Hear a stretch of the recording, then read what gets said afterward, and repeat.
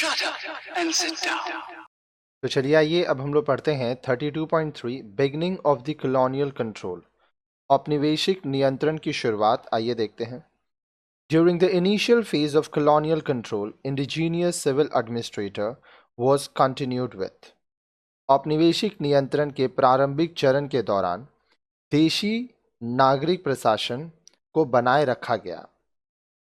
The arrangement worked reasonably well before the conquest of Bengal, but was inefficient as a way of remunerating the officials of a substantial territorial empire because a.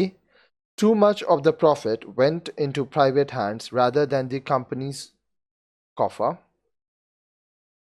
and b. An over-greedy short-term policy was damaging to the productive capacity of the economy and likely to drive the local population to revolt, both of which were against the company's longer-term interest. Clive had operated a dual system, that is, company power and a puppet Nawab. Warren Hastings displaced the Nawab and took over direct administration but retained Indian officials. बोल रहा है, औपनिवेशिक नियंत्रण के प्रारंभिक चरण के दौरान देसी नागरिक प्रशासन को बनाए रखा गया।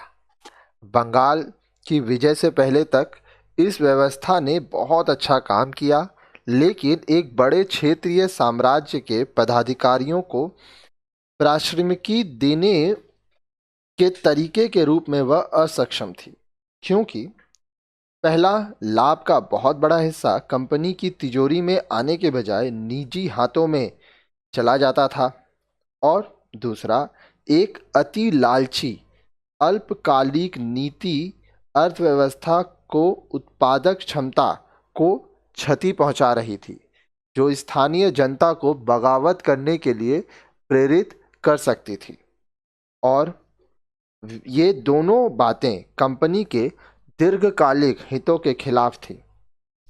क्लाइव ने एक दोहरी प्रणाली चलाई थी, यानी कंपनी की सत्ता और एक कठपुतली नवाब। वॉरेन हेस्टिंग ने नवाब को हटा दिया और प्रशासन सीधे संभाल लिया, लेकिन भारतीय अधिकारियों को बनाए रखा।